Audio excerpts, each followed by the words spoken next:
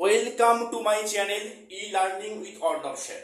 আমি এই চ্যানেলে প্রতিনিয়ত মাধ্যমিক, উচ্চ মাধ্যমিক, গ্র্যাজুয়েশন এবং কম্পিটিটিভ লেভেলে স্টাডি মেটেরিয়ালস এবং ফ্রি ক্লাস প্রোভাইড করে থাকি। তো আজকে ক্লাসটা তাদের জন্য যে সমস্ত ছাত্রছাত্রীরা 2026 সালে মাধ্যমিক পরীক্ষা দেবে, অর্থাৎ যারা 2026 সালে মাধ্যমিক পরীক্ষা দেবে, সম্পূর্ণ ভিডিওটা তাদের উদ্দেশ্যে। প্রথমে বলে রাখি, চ্যানেলটিকে সাবস্ক্রাইব করে প্রত্যেকে পাশে থাকবে, আর ভিডিওটা কেউ স্কিপ না করে সবটা দেখো। আশা করি তোমাদের অনেকটাই উপকারে আসবে। আমার এক সাবস্ক্রাইবার ভাই আমাকে কমেন্ট করেছেন যে মাধ্যমিক ইংলিশ সাবজেক্টে যে 4টে ইউনিট দেওয়া আছে তার মধ্যে আমাদের কোনটাকে বেশি জোর দিয়ে, বেশি গুরুত্ব দিয়ে পড়া উচিত এবং আমরা সেটাকে কিভাবে এখন থেকে প্রিপারেশন করব। আমি আজকে ক্লাসে এলাম সেই নিয়ে বিস্তারিত আলোচনা করতে। প্রথম বলে রাখি, তোমরা সবাই জানো যে মাধ্যমিক ইংলিশ কোশ্চেন পেপারের মধ্যে তোমাদের 4টে ইউনিট থাকে। ইউনিট 1 কি থাকে? রিডিং কম্প্রিহেনশন, অর্থাৎ যেখানে সিন প্যাসেজ তুলে দিয়ে কোশ্চেন করে। নাম্বার 2 আছে unit 2 reading comprehension unseen. Unit 3 আছে গ্রামার অ্যান্ড ভোকাবুলারি। ইউনিট 4 কি আছে? Writing skill. অর্থাৎ এই যে 4টে যে তোমাদের ইউনিট দেওয়া আছে, তোমরা সবাই জানো যে 4টে ইউনিটের কত করে মার্কস থাকে। প্রথম বলে রাখি, ইউনিট 1 এ থাকে রিডিং কম্প্রিহেনশন, যেখানে সিন প্যাসেজ উল্লেখ করে দেয়। সেখানে তোমাদের দুখানা সিন দেয়, একটা প্রোজ থেকে একটা পোয়েট্রি থেকে। দেখো, প্রোজ থেকে থাকে 12 নাম্বার এবং পোয়েট্রি পার্ট থেকে থাকে 8 number, is equal to 20 number. অর্থাৎ ইউনিট 1 এ রিডিং কম্প্রিহেনশন সিনে থাকে 20 নাম্বার। আচ্ছা, ইউনিট 2 এসো রিডিং কম্প্রিহেনশন, যেখানে আনসিনে থাকে 20 নাম্বার। একটা আনসিন একটা টপিক তুলে দেয়, যেখান থেকে true false, complete the following sentences বা অ্যানসার দ্য কোশ্চেন ইত্যাদি পড়ে, যেখানে থাকে 20 নাম্বার। এবারে থাকে ইউনিট 3 কি আছে? Grammar and vocabulary. দেখো, এখানে গ্রামার অ্যান্ড ভোকাবুলারি, এখানে গ্রামার থাকে 12 নাম্বার আর ভোকাবুলারি থাকে 8 নম্বর। অর্থাৎ এই পার্টটা কিন্তু আনসিনের থেকে একটা পার্ট থাকে। 12 প্লাস 8 ইজ ইকুয়াল টু কত মার্কস? 20 নাম্বার। তারপরে আছে ইউনিট 4 কি?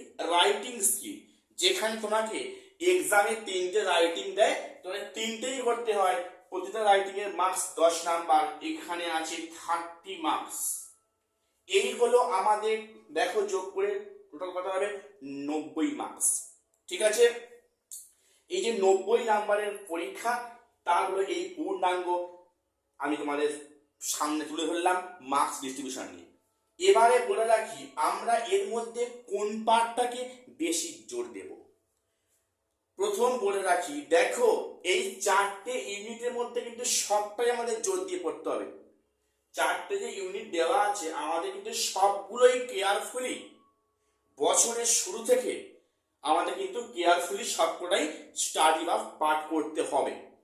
এবারে যদি বলা হয় যে স্যার তার মধ্যে কোনটাকে বেশি জোর দিয়ে পড়া উচিত, আমি সেক্ষেত্রে বলবো, দেখো রিডিং কম্প্রিহেনশন যে সিন, আমি তোমাদের এ নিয়ে অলরেডি ভিডিও পোস্ট করেছি সিন নিয়ে, যে এবারে সম্ভাব্য কোন সিনটা পরীক্ষায় আসতে পারে বা আসতে চলেছে আপকামিং। তোমাদের আমি এই নিয়ে অবশ্যই ভিডিও করেছি, যারা এখন অবশ্যই দেখে নেবে। রিডিং কম্প্রিহেনশন আনসিন, যেটা সম্পূর্ণটাই ডিপেন্ড করছে প্র্যাকটিসের ওপরে। গ্রামার অ্যান্ড ভোকাবুলারি, এই পার্টটা যারা গ্রামারের নিয়ম জানে তাদের কাছে খুবই সহজ মনে হয়, আর যারা গ্রামারের নিয়ম শেখেনি তাদের খুবই এটা কঠিন মনে হয়। এরপরে দেখো, সবচেয়ে যদি বেশি মার্কস কিসে আছে বলে তো? রাইটিং স্কিলে আছে, যেখানে 3টে রাইটিং করতে হয়, 30 মার্কস। দেখো, এখানে বলে রাখি, আমি রাইটিং সম্বন্ধে তোমাদের অলরেডি ভিডিও পোস্ট করেছি, যে এবারে 2026-এ কোন কোন রাইটিং পরীক্ষায় আসবে বা আপকামিং কোনগুলো ইম্পর্টেন্ট আছে। আমি অবশ্যই এ নিয়ে ভিডিও অলরেডি দিয়েছি, যারা দেখুন অবশ্যই তারা দেখে নিও। দেখো, রাইটিং যে 3টে পড়ে, দেখো রাইটিং কিন্তু সবসময় যে পরীক্ষায় জানা করে তা কিন্তু নয়। তোমরা বিগত 10 ইয়ার্সের কোশ্চেন যদি ফলো করো, সেখানে দেখবে যা রাইটিং পড়ছে কিন্তু খুব কঠিন রাইটিং দিচ্ছে না, সহজ সরল দিচ্ছে। যে সমস্ত স্টুডেন্টরা নিজে থেকে লেখার অভ্যাস রয়েছে তাদের কিন্তু পরীক্ষা খুব ভালো হচ্ছে এই রাইটিং স্কিলে। আর যারা হাতে গোনা কয়েকটা সাজেস্টিভ মুখস্থ করে যাচ্ছে, সেখান দিয়ে পরীক্ষা কিন্তু জানা আসছে না, তাদের কিন্তু রাইটিং ছেড়ে বাড়ি আসতে হচ্ছে। কাজেই আমি তোমাদের বলবো, তোমাদের সবথেকে গুরুত্বপূর্ণ পাঠ হলো এই রাইটিং স্কিলটা, যেখানে 3টে রাইটিং আছে, 3×10 30 নাম্বার, এটা 30 মার্কস রয়েছে। তো রাইটিং এবারে কোনগুলো আসবে আমি তোমাদের তবু বলে দিই। দেখো, আমি এ নিয়ে বললাম, ভিডিও অলরেডি করেছি, যা দেখো দেখে নেবে। রাইটিং এবারে যদি আমরা 10 ইয়ার্স কোশ্চেন পেপার ফলো করি, সেক্ষেত্রে দেখবে কিন্তু এবারে স্টোরি রাইটিং পড়ার সম্ভাবনা সবচাইতে বেশি। স্টোরি রাইটিং আমরা ধরে নেব যে 2026-এ স্টোরি রাইটিং এক্সামে আসবে বা আসতে চলেছে।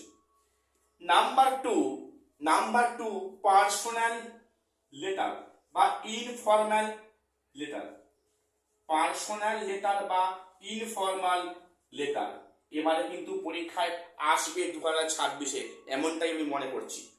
এবং তারপরে ফাইনালি লাস্ট আছে নোটিশ রাইটিং। এটাও কিন্তু এবারে পড়ার সম্ভাবনা খুব বেশি আছে। তো এই 3টে রাইটিং নিয়ে আমি অলরেডি ভিডিও দিয়েছি। তো এই 3টে রাইটিং কিন্তু আমাদের বছরের শুরু থেকে বা বছরের মাঝপথ থেকে বা এখন থেকে আমাদের প্র্যাকটিস করতে হবে। তবে দেখো, রাইটিং কিন্তু ওই অর্থে যে পরীক্ষায় আসবেই সেটা গ্যারান্টি দেওয়া যাবে না। তা হলেও কিন্তু 10 ইয়ার্স যা বলছে, এই 3টে রাইটিং পড়ার এবারে সম্ভাবনা খুব বেশি আছে। তো আমি তোমাদের একটাই কথা বলবো যে তোমরা এই মুহূর্তে, ধরো আজকে এটা ধরো অক্টোবর মাস সবে শুরু হয়েছে, অক্টোবর, নভেম্বর, ডিসেম্বর, জানুয়ারি, এই যে কটা মাস টাইম পাচ্ছ, তোমরা কিন্তু রাইটিং স্কিলটাকে বেশি করে জোর দাও। আর রাইটিং স্কিল যদি ভালো হয়, তোমার সেখানে ইংলিশে মার্কস অটোমেটিক ভালো আসবে, এটাই স্বাভাবিক। দেখো, প্রথম বলে রাখি, স্টোরি রাইটিং কি পড়বে সেটা পরীক্ষায় কেউ বলতে পারে না।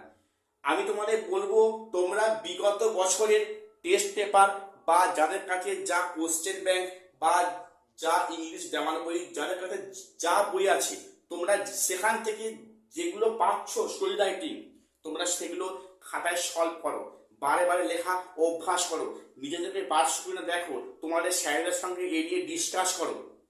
এবং শুধু তাই নয়, পার্সোনাল লেটার বা ইনফর্মাল লেটার তোমরা যেখান থেকে যা পাচ্ছ, তোমরা সেগুলো নিজেরা সলভ করো, বারে বারে করো। দেখো, তারপরে নাম্বার 3 নোটিশ রাইটিং। তোমরা নোটিশ রাইটিং, তোমরা যেখান থেকে যা তথ্য পাচ্ছ, যেখান থেকে তোমরা যা কোশ্চেন পাচ্ছ, তোমরা সেগুলো স্যারেদের সামনে সলভ করো বা নিজেরা করার চেষ্টা করো। দেখো, রাইটিং কিন্তু মুখস্থ বিদ্যা কাজ করে না, আমি আবারও বলছি। এটা কিন্তু একটা এমন মানে ইউনিট, এখানে তোমার নিজের দক্ষতা তোমাকে খাতা কলমে লিখে দেখাতে হবে। সেখানে কোনো সাজেশন, সেখানে কোনো নোটস কিন্তু আদৌ হয়তো কাজ করবে না। কাজেই সেখানে আমাকে নিজে থেকে লিখে ঘরে আসতে হবে। কাজেই তোমরা এখন থেকে রাইটিং নিজে থেকে লেখার অভ্যাস করো। যেখানে যা কোশ্চেন পাচ্ছ এই 3 টপিকের উপরে, তোমরা বারে বারে সেগুলো খাতায় লেখা অভ্যাস করো।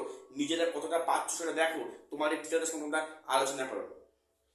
তো রাইটিং স্কিলটা যদি এখন থেকে প্র্যাকটিস করো, তাহলে পরীক্ষায় যা রাইটিং পড়ুক তোমাদের কিন্তু নিজের ভাষায় করতে অসুবিধা হবে না। আমি আবারও বলছি, তোমরা কিন্তু সবগুলোর উপরই অবশ্যই জোর দিয়ে করো। তোমরা কোনোটাকে হালকা হালকা ছোটভাবে নিও না। তার মধ্যে বিশেষ করে রাইটিং স্কিল তোমরা এখন থেকে, আজ থেকে স্টার্ট করে দাও। কোশ্চেনগুলো দেখো, খাতায় পাচ্ছ না, সলভ করার চেষ্টা করো। কারণ রাইটিং কিন্তু এইভাবে প্র্যাকটিস করতে হয়। রাইটিং কখনো মুখস্থ করে পরীক্ষায় জানা পাওয়ার সম্ভাবনা থাকে না। তো আমার আজকের ক্লাসে এটুকুই পড়া ছিল। তা যদি আমাদের চ্যানেল তোমাদের ভালো লাগে অবশ্যই চ্যানেলটিকে সাবস্ক্রাইব করে আমাদের পাশে থেকো। তো আজ এখানে শেষ করলাম, দেখা হচ্ছে পরে কোনো আপডেট নিয়ে।